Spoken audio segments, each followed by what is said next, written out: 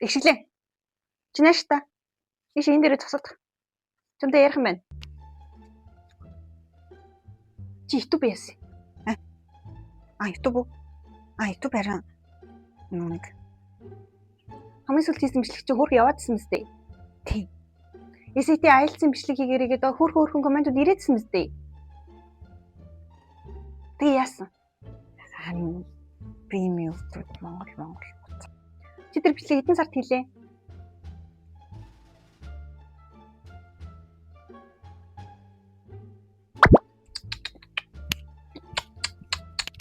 Хариш тэр. Ийм хариуцлагагүй болж байгаа юм уу? Амуучлаарай. Одоо яах юм? YouTube хийх юм уу? За тэгвэл хийж суу.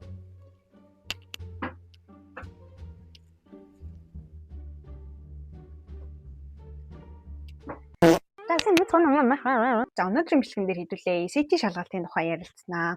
Өмнөх бичлэгэн дээр айгүй олон хүүхдүүд SAT IELTS-ийн талаар бичлэг хийгээрэй гэж бичсэн байсан. Тэгээ би YouTube-ээс монгол хэл дээр SAT IELTS бэлдэх талаар хэр их бичлэгүүд байдсан болоо гэж хараад IELTS-ийн бичлэг бол зөндөө идэм билээ. Айгүй олон өндөр оноотой хүмүүс өөрсдийнхөө IELTS хэрхэн бэлдсэн, тэгээд юу яаж бэлдүүлж өгөөрэй гэсэн айгүй олон зөвлөгөөнүүд байсан. Тэгээ SAT-ийн бичлэгээ таагаад үзсэн чи бүр дээр үе нэлээд хуучирсан. Одоо дижитал SAT гэдээ гараад ирсэн байхад paper SAT-ийн талаар ингээ ярьсан ганц нэгэн бичлэг олдсон. 2026 онд авагдаж байгаа. Дижитал SAT яаж бэлтэх вэ? SAT гэж яг юу юм? Ямар бүтцтэй байдаг? SAT өгснөрөө яг юунд хэрэгтэй юм? Хизээ өгвөл зүгээр идэв. Их мэтлэн амар basic мэдээллээс өгсүүлээд ийм төрлийн асуултанд яаж хариулах юм? Ямар техник ашиглах юм? Ямар tips and tricks байна? Ямар source material ашиглах юм? Тэр амар дэлгэрэнгүй SAT-тэй холбоотой бүх төрлийн асуултанд хариулахаар өнөөдөр бичлэг хийж байна. За хамгийн дөрөнд би яагаад SAT өгж өөрийгөө зовох хэрэгтэй бэлээ гэж бодож байгаа хүмүүстээ товшин тайлбарлахад SAT шалгалт бол Америкт ашигладаг шалгалт байгаа. Америкт бол сургуулиас шалтгаалаад өөр идэг.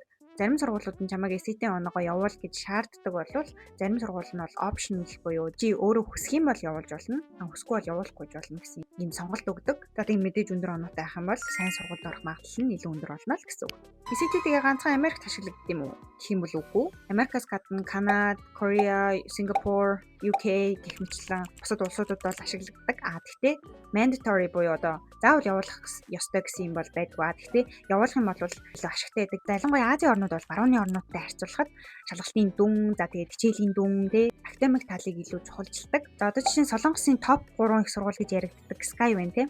SNU, Korea University, за нэг нь Yonsei University. Сургуулиас Yonsei руу аппликейшн явуулаад сургуулийн төлбөрийн тэтгэлэгтэй тэнцэжсэн байгаа.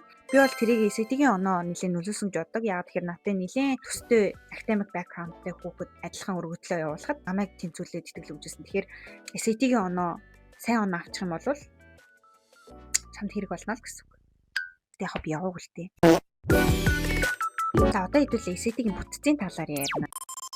Өчигдөр би бичлэгээ хийгээд ижсэн чинь миний цэник дуусаа. Үргэлжлэн өөр өдөр хийж байгаа шүү за. Нийтдээ 1600 онооны шалгалт байгаа. 800 оноо нь математик, 800 оноо англи хэл буюу одоо reading and writing гэдэг хэсгийг хэлж байгаа. Written section болохоор нийтдээ 44 асуулттай. 2 модуль хуваагддаг. Нэг модуль нь 22 асуулттай. Хоёр дахь модуль нь адилхан 22 асуулттай. Ингээ 35 минутын турш үргэлжлээд нийтдээ 70 минутын туршид математик явагдаад тэрний дараагаас 10 минутын амралт өгөөд үргэлжлүүлээд reading and writing хэсгийг хэлдэг гэсэн. За reading and writing хэсэг дээр болохоор нийт 54 асуулттай. Бас адилхан 2 модуль хуваагддаг. Эхний модуль нь 27 асуулттай 32 минут үргэлжилдэг. Хоёр дахь модуль нь бас адилхан 27 асуулттай 32 минут үргэлжилдэг буюу нийтдээ 64 минут үргэлжилэлт дуусдаг гэсэн. SAT шалгалтыг хизээ өгөх вэ гэх юм бол жилдээ ер нь цөөх удаа авдаг. 3 сард, 5 сард, 6 сард, 8 сард, 9 сард, 10 сард, 11 сард, 12 сард гэдэг ерөнхийдөө жилийн туршдаа ийм л саруудад авагддаг. Монголд айгүй олон SAT шалгалтыг авдаг сургууль, центрүүд бол айгүй их байдаг. Тэднэрт бүртгүүлээд шалгалтаа өгнө гэсэн үү. Шалгалтаа өгөхдөө өөрийнхөө компьютер эсвэл лаптоп дээр Bluebook аппликейшнийг татсан байх хэрэгтэй. За хэдүүл энэ Bluebook-ийн талаар илүү дэлгэрэнгүй дараа нь юунаас бэлтэх вэ гэсэн хэсэг дээр ярий за.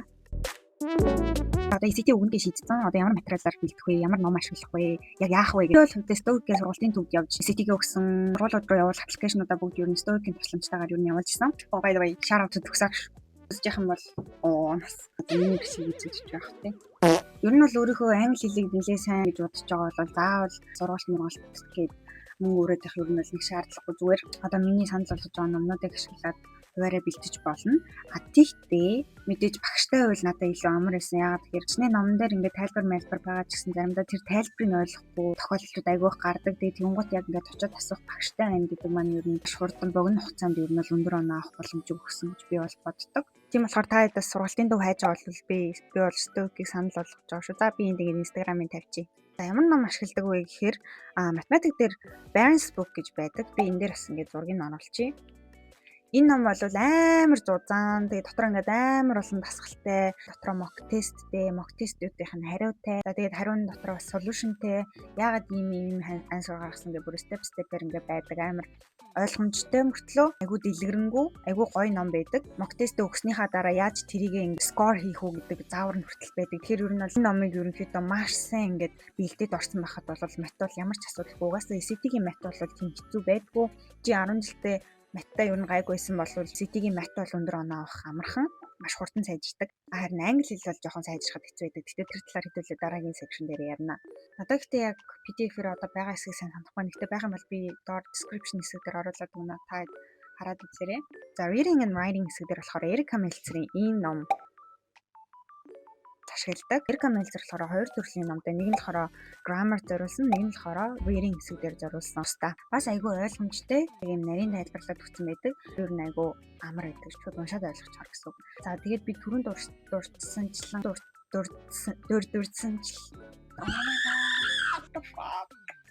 тэгээд дөрөнд урдсанчлан Bluebook app бол татсан байх хэвээр угаасаа шалгалт өгөх хэрэг болно. Тэгээд давхар Bluebook дотроо mock testүүд байдаг. Энэ тентхийн сайтууд дээр байгаа mock testүүдээс ер нь болгоомжлох хэрэгтэй. Mock test бол угаасаа чиний түвшинг ер нь бол харуулах хэрэгтэй тестчүүд ээ. Найдваргүй сайтаас ингээд mock test хийчихэнгууд оноо нь хитрхи өндөр гараад ирдэг. Ягаад гэвэл хитрхи амархан болохоор эсвэл бол хитрхи муу гараад ирдэг. Ягаад гэвэл хитрхи хэцүү шалгалт болохоор тэгэнгუთ хэрвээ ингээ өндөр оноо авчих юм бол өөстөө нэрээ би чадчих байгаа юм байна өстөө ороод алаад өгнө гэдэг яг жинхэнэ шалгалт руугаа орсон чинь яг үнэндээ амар муу авчдаг. Тэгэхээр яг чанартай mock testүүдээ ер нь нэлээд хайрлаж агаад номнуудаа ашиглаад дасгалуудыг нэлээд сайн хийгээд өөрийгөө нэлээд сайжирсан гэж үзэж байгаа тохиолдолд mock test өгвөл ер нь зүгээр. Ягаад тэгэхээр цөөхөн mock test болохоор чи нэг удаа mock test хийсэн байхад дараа нь тэр тестээ дахиад хийхэд ер нь бол чиний оноо өснө. Тэгээд энэ нь болохоор яг үнэхээр сайжирсан болохоор өсөж байгаа биш. Заримдаа зүгээр л тэр материалтай аль хэдийн танилцаад өмнө нь хийсэн болохоор онооч өсөж байгаа. Тэгэхээр яг жоохон найдваргүй гэсэн. Тийм болохоор mock test-ийг ер нь жоохон хайрлаад одоо яг би яг ямар төвшөнд байгаагаа яг мэдэх шаардлагатай байна гэсэн үгдээ ер нь хийх хэрэгтэй. За тэгээд mock test-ийг ер нь яг хийхдээ мэдээж цагтаа хийн. Яг шалгалт өгж байгаа юм шиг яг тэр цагаараа хийн гэсэн үг. Мэдээж өглөө хийнэ. Тэгэхээр чи өглөө шалгалтаа өгнө. Тэгээ янз бүрийн cheat meet за ингээд яс энэ үгийг харчих юм марчих гэсэн тийм рүүс авахгүй яг шалгалтаа өгж ийн гэж бодвол өгөх хэрэгтэй. За тэгээд өгж дуусчаад өөрийнхөө оноог шалгаад за тэгээ мэдээж алдсан асуултуудаа харна. Ямар асуултан дээр алдсан байна? Яагаад алдсан бэ гэдгийг мэдээж харна. Шинэ үг мэдэхгүй байсан болохоор алдсан юм уу? Санамсаргүй зүгээр анхаарал байж байгаа алдсан юм уу? За эсвэл бол ийм төрлийн топикийг би ер нь сайн суралцаагүй. Энэ миний ер нь жоохон сул тал байгаа юм биш үү гэсэн ийм топикуудаа маш сайн сурнаа л гэсэн үг. Иймэрхүү байдлаар mock test-ийг тултал нь ашиглах хэрэгтэй. За тэгээд хан актем гэж байгаа. Та хан актем гэдэг Google-ээс хайгаад үзэх юм бол ийм амар олон төрлийн хичээлүүд байдаг юм сайт байгаа. Энэ сайт руу ороод SAT гэж ороод баахан дасгалууд байгаа. Маш олон төрлийн англи хэлнийхэн ч дасгал байна, битийнхэн ч дасгал байна. Гэхдээ миний туршлагаас бол хан актем арай жоохон амархан байдаг. Анх эхэлж байгаа хүнд бол хан актемаас хийх нь зүгээр. Математик амархан байдаг, англи нь ч ер нь амархан байдаг. Тэгэхээр өөр анх ингээд SAT гэж мэдхгүй ингэж эхэлж байгаа бол ер нь бол хан актемаас эхлүүл ер нь зүгээр. За тэгээд хан актемийн дасгалууд ингээд асуудалгүй болоод ирэх юм бол дараагийн арай жоохон хүнд энэ Barron's book, Эрика Мельцерийн book гэдэг рүү ороод за тэгээд mock test ингээд өгөөд явна гэсэн үг. За тэгээд мэдээж SAT-ийн vocab гэж тусдаа бас байдаг. Албан ёсны бол биш. Гэхдээ ер нь SAT дээр ингэж байнга тавтагдж гарч ирдэг тиймэрхүү vocabulary бол зөндөө байдаг. Тэгэхээр тэр vocab-ыг бол заавал зэвжилсэн байх хэрэгтэй. Тэгээ би чадвал тэр лист надад байх юм бол би бас description хэсэг дээр оруулчихсан. За та шалгаад үзээрэй. Мат бол ерөнхийдөө түүнээсэнчлэн ер нь бол амархан 750-аас дээш оноо бол нэг тийм хэцүү биш. Гэтэ хийж явах туршид ер нь бол калькулятор ашиглах боломжтой. Тэгэхээр ер нь бол юу сайгаад байх юм байх. Миний хувийн зүгээс нэг хэдэн зөвлөгөө хэлэхэд хурд хамгийн чухал эхний модуль 22 асуулттай гэсэн шүү дээ. Тэр 22 асуултаа эхнээс нь дуустал маш хурдтай хэрэгтэй. Чам 35 минут байгаад ер нь бол хангалттай хугацаа гэхдээ 22 асуултаа бүр хамгийн хурднаараа бүр аль болох 20 минутанд шууд дуусгах хэрэгтэй. Дуусгасныхаа араас 22 дахь асуултаас нь эхлээд дахиж шалгаад дахиж хийгээд өөрийнхөө өмнө нь хийсэн хариултыг огт харахгүйгээр бүр дахиад шинээр ингээд хийгээд явах юм бол чи тэнэг алдаа ерөөсөө гарахгүй. Хүүхдүүд материалээс өндөр оноо авч чаддгүй тэр ерөөсөө зүгээр санамсаргүй, санаандгүй жоохон анхаарал өгснөөс болоод алддаг алдаанууд байгаа. SAT-д өндөр оноо авахын тулд ганц ч алдаа хийхгүй гэж 800, за ганц алдаа хийх юм шууд 770 мал болоо авчдаг. Нэг алдаа гаргахад 30 оноо шууд хасагдана гэдэг бол ер нь бол амар хангалттай. Тийм болохоор ямар ч алдаа гаргахгүй л үхийг бодох хэрэгтэй гэсэн үг. За хурдан хийхэд бол бас нэг тип хэлэхэд geometry хэсэг дээр чиний зайлшгүй мэдчих хэвээр хэдэн формула байдаг. Тэр нь одоо түгээмэл дүрсүүдийн талбай эзлэхүүнийг олох гэсэн тиймэрхүү формуланууд байдаг. Тэр формулаг бол А, Б-г мэддэг ах хэвээр шууд цэжээрээ мэддэг ах хэвээр. Уул нь бол цаанаасаа тэр формула шийт бол өгөгддөг. Blue book-ийг яг баруун дээд болон дээр дарангуут формула шийт provide хийгдсэн байдаг. А тиймээ тэрийг хараад цаг алдаад ах ерөөсөө шаардлага байхгүй. Угаасаа цөөхөн хэдэн формула байгаа. Тэр формулаг зүгээр л А, Б-г цэжлж тэгээд асуулт орж ирэхэд энэ формулыг ашиглах юм байна гэд маш хурдан цаг алдахгүйгээр дараагийнхаа асуулт руу орох чинь тус болно. Мэтийн асуултууд ер нь зүгээр хоёр төрөл байдаг. Нэг нь болохоор multiple choice буюу нэг асуулт асуулаа хариуд нь 4 хариулт байгаа чи тэндээс зөвийн сонгоно гэсэн. Хоёр дахь төрлийн асуулт нь бол reading буюу юм хоосон хайрцаг байдаг. Тэр хайрцагын дотор чи өөрийнхөө бодож олсон хариугаа ингээд бичиж явуулдаг гэсэн. Энэ төрлийн асуулт хийж байхдаа анхаарах хэрэгтэй юм нь хүүхдүүд ингээд хичнээн 100 хариу гаргацсан байсан ч гэсэн буруу томилох ч юм уу те эсвэл арын тоог нь ингээд те хайхамж байдлаасаа олж буруу филинг хийх тохиолдол айгүйх байдаг. Тэдэнд анхаарч чадвал нь бол гайгүй гэсэн. Ер нь маш анхааралтай хийх хэрэгтэй. За сэдвийн хувьд мат нь болохоор мэдээж 10 жилийн хүүхдүүдийн мэдж явах хэрэгтэй сэдвүүд л байгаа. Тэд нар бол нэг амар хэцүү биш. Одоо жишээ нь algebra угаасаа мэдж явах хэрэгтэй. Data analysis бас мэдж явах хэрэгтэй. Data analysis гэдэг нь чамд нэг мэдээлэл өгнө. Янз бүрийн фигурүүд өгнө. Тэр фигур нь одоо янз бүрийн диаграмууд, тэ графикууд, мэдчлэлийн дата өгөн чам. Тэгээд тэр датанаас асуулт асуун тэр асуултанд нь ер нь хариулдаг тийм юм байна. Тэгээд advanced math гэж юм бас байна. Тэр нь болохоор advanced гэж байгаа гэсэн үг нь бол гайгүй. Ер нь бол function байгаа. Квадрат гişтгэл эдрийг ер нь бол advanced math гэж нэрлэдэг байгаа. Тэгэхээр ер нь бол гайгүй гэсэн үг. За мэдээ geometry бас байгаа. Trigonometry бас байгаа. Complex number байгаа. Гэхдээ complex number бол айгүй амархан асуултууд орж ирдэг. Тэгэхээр зүгээр л complex number-ийнхаа хэдэн дүрмүүдийг мэддэг байхад л болно гэсэн үг. Word problem гэж байгаа. Word problem гэдэг бол өгүүлбэртэй бодлого шүү дээ. Одоо хэдүүлээ reading writing хэсэг рүү орё. Миний хувийн зүгээс бол асуулт эхэлж уншдаг. Яа тэгэхээр асуулт надаас юу асуугаад байна? Тэрэндээ зориулж би passage уншдаг гэсэн үг. Ингэснээрээ би дахин passage унших цагаа арай багасгадаг. Яа тэгэхээр эхлээд passage уншчлаа. Яг юунд хариулах гээд байгаагаа мэдэхгүй уншсан болохоор яг тодорхой мэдээлэл орж ирээгүй байгаа. Тэгэхээр араас нь question уншлаа. Дахиад passage уншина гэсэн үг. Тэгэхээр passage 2 удаа уншина гэсэн үг. Тэгэхээр цаг айгүйх авна. За би болохоор хувьдаа question эхэлж уншдаг. За надаас энэ юу асуугаад байна? Асууж байгаа юм нь ойлгоод за одоо passage уншия. Passage уншсныхаа дараа мэдээж хариулт руу орно. Хариултуудаа бүгдийн сайхан уншаад харваж юм буруу юм байх юм шууд x-лээд жоохон эргэлзээд байвал орхиод бүгдийн сайхан унших хэрэгтэй. Ерөнхийдөө нэг иймэрхүү байдлаар хариулж явдаг байгаа. Энд байгаа асуултууд маань бүгд өөр өөрсдийн гэсэн төрөлтэй байгаа. Тэр төрлийг ойлгох хэрэгтэй. Асуултууд маань ерөнхийдөө 4 айгүй том төрөл рүү ингэж хуваагддаг. За тэр нь болохоор Crafton structure гэж байгаа. Эхний төрөл нь. За хоёр дахь нь болохоор information and ideas гэдэг төрөл байгаа. Гурав дахь нь болохоор expression and ideas. За дөрөв дэх нь болохоор grammar. Ийм л 4 төрлийн асуултууд байгаа гэсэн. За гэхдээ энэ 4 төрлийн дотроо дахиад хуваагдана. Одоо жишээ нь Crafton structure гэдэг нь дотроо дахиад 4 хуваагддаг.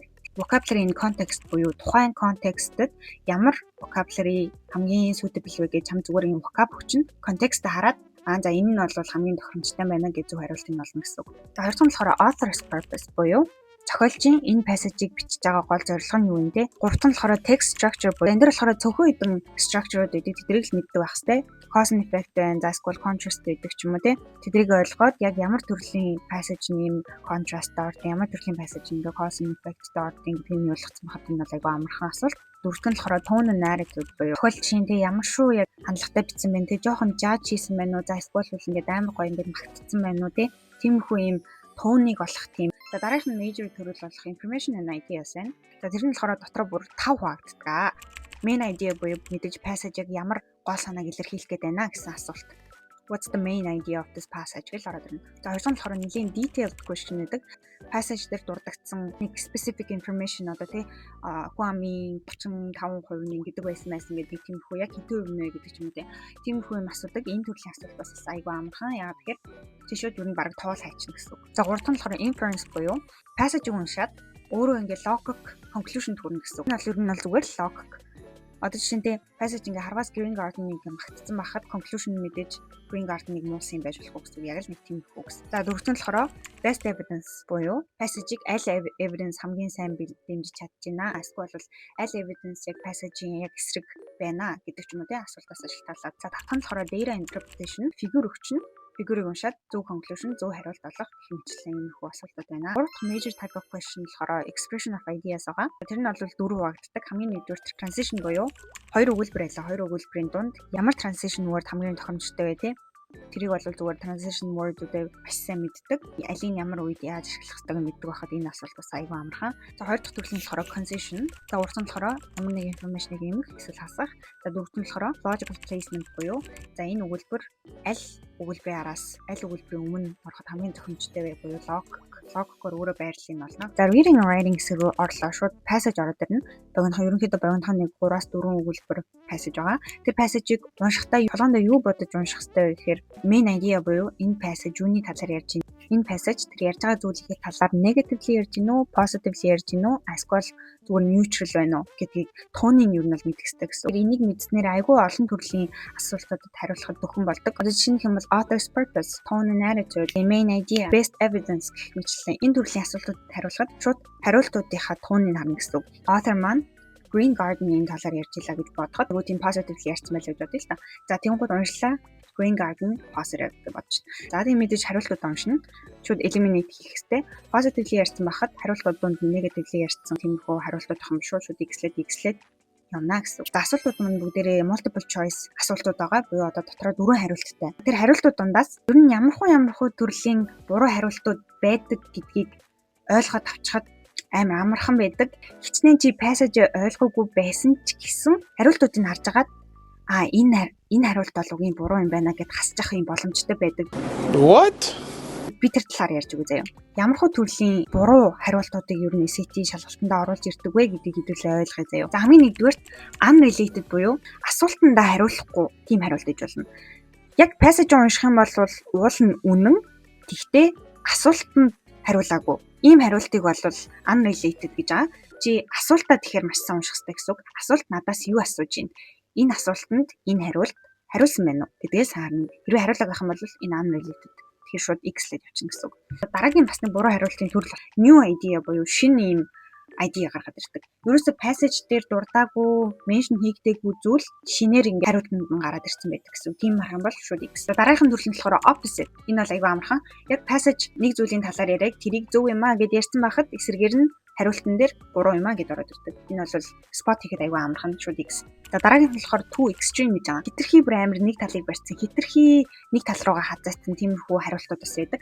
Ийм төрлийн буруу хариултуудыг олох бас аюу амархан. Keywords-ыг хайчдаг гэсэн. Одоо жишээ нь always, never, completely, only гэж мэ тиймэрхүү амар extreme word ашигласан байх юм бол ерөнхийдөө буруу ах магадлал нэлээд өндөр болол явчихна гэсэн. За дараагийн төрөл болохоор partially correct гэж байгаа. Хариулт амшил эхнээс нь ингээд уншаад явжсэн чи амар зүг заяо. Өө чи амар зүг юм яриад явж штэ. За тэгвэл зөв гэд дугуулсан чи яг үнэндээ бүхлээр нь уншаад үзсэн чинь зөв явж ийсэн аа. Яг сүүлийн хэсэг дээр нь жижигхэн информашныг буруу олгоцсон байдаг ч юм уу тий. Тиймэрхүү байдлаар буруу хариултууд орж ирдэг. Тэгэхээр иймэрхүү хариултыг сонгохоос зайлсхийхийн тулд маш сайн бүгдийг анхааралтай уншнаа л гэсэн үг. За дараагийн төрөл болохоор two way гэж байгаа. Амар general, хитрхи general ах юм бол бас буруу гэсэн үг. Ер нь яг ямар хуу буруу төрлийн хариултууд орж ирдэг вэ гэдгийг багцаалдаг байх юм бол чи магадгүй ингээд бусад юмнуудаа x-лсэн байж байгаа нэг хоёр асуултан дээр эргэлзээд байсан гэж бодоход яг бодох байхгүй. Энэ ихний хариулт нь too extreme юм байна. Гэж шууд ингээд eliminate хийх боломжтой байдаг гэсэн үг. Өнөөдрийн major type of question is grammar. Дотроо ингээд дөрвөн төрөл болж хуваагддаг. Sentence boundary, verb tense, pronoun, punctuation. Эдгээр юу нь амар амархан. Яагаад тэгэхээр английнхаа дөрмийг ер нь угаасаа мэддэг болвол энэ бол аягүй амархан. Хэрвээ мэдхгүй бол маш чухал англи хэлний цөөх хэдэн дүрмүүд байдаг шүү дээ. Одоо жишээ нь independent and dependent clause байна. Тэр хоёрын ялгааг маш сайн ойлгоод аль нь урталтаа ордгийн, хана комагаа авдгийн гэж мэг тиймэрхүү бүгдийн маш сайн мэддэг байх хэрэгтэй. За бас өөр нэг юм гэх юм бол conditional form-уудаа маш сайн мэддэг байх хэрэгтэй. Одоо if clause шүү дээ. Ямар үед if аваад, ямар үед would аваад, ямар үед would have аваад, ямар үед яадаг юм бэ гэдгийг маш сайн мэддэг байх хэрэгтэй. Тэрийгээ маш сайн сурна гэсэн үг. За мэдээж active and passive voice байна. За тэгээ subject and verb agreement байна. Энэ бас айгүй их орж ирдэг. Гэтэ энэ айгүй амархан шүү дээ. За тэгээ мэдээж verb tense байна. За тэгээ pronoun гэдэргээд ер нь бол айгүй амархан. Хэрвээ яг мэдгүй байгаа бол одоо миний хэлж байгаа энэ дүрмүүдийг Google дээр шууд сураад авчих болно гэсэн үг. Тэгээд grammar дээр punctuation бас айгүй чухал. Олон төрлийн punctuation-ыг яг ямар үед нь ямарыг ашиглах юм, ямар зорилготойгоор ашигладаг гэдгийг угаасаа нөө Эрика Мельцерийн номон дээр ингээд бүгдээ амар ойлгомжтой тайлбарлагдсан байгаа. Зөндөө олон дасгал байгаа. Тэдрийг нэлээд сайн хийх юм бол ер нь бол ECT юм гайгүй. Ялангуяа digital ECT бол ер нь гайгүй заяа. А тэгээд сүүлд нэг personality бэлчихэд шалгалтаа өгөө явж байхад мэдээж жоохон эргэлзэж байгаа асуултууд гарч ирнэ. Тэр асуултуудаа ер нь тэмдэглээд авчих хэрэгтэй. Нөгөө нэг Blue Book дээр option байдаг. Эхний модулийнхаа бүх асуултыг хариулж дуусныхаа дараа тэмдэглэсэн жоохон эргэлзээд байсан асуултууд дээр илүү их цаг зарцуулаад явах юм бол алдах магадлал арай бага. Тэгээд дахиад энийг бүр чин сэтгэлээс дахиж хийн гэсэн үг шүү дээ. Яг эхнээс нь асуултаа уншаад, эхнээс нь passage хийгээд, эхнээс нь x-лээд явна гэсэн үг шүү дээ. Тэгэхгүй ингээд өмнө нь өөрийнхөө хийсэн байсан юмыг дата зүг байлгуудаа гэдэг ч юм уу. Өмнө нь хийсэн өөрийнхөө асгалт жоохон итгэх, жоохон аюултай санагдаад байдаг. Ягаад тэгэхээр тухайд магадгүй жоохон анхаарал сарнууд буруу хийсэн жоох байх байсан билүү дээ. Тэрийг угаасаа шалгаж байгаа шалтгаан нь өөрийгөө буруу хийсэн байж магадгүй гэж шалгаж байгаа болохоор өмнөх хариултыг тэгж амар biased байхгүйгээр чин сэтгэлээс эхнээс нь хийгэрэй гэж би зөвлөе. Энэ зөвлөгөө л угаасаа ганцхан SAT-тэй ч биш. Ямар ч төрлийн шалгалтанд хэрэгтэй зөвлөгөө би угаасаа өмнөх бичлэг дээрээ тэгсэн хэлж лээсэн. Тэр бол миний шалгалтанд сайн авдаг хамгийн том ер нь шалтгаан шүү. За тийм байна. Тэгээд ингээд SAT-ийнхаа бичлэгийг эцэст нь нэг юм хийлээ. Oh my god. Намайг үлчлээ. Би бүр арай л удаацсан. Тэгтээ зүгээр яагаад тэгэхээр би ингээд жоохон завтаа болоод хийх гэсэн чинь хүүхдүүд ер нь аппликейшнуудаа явуулаад дууссан байсан.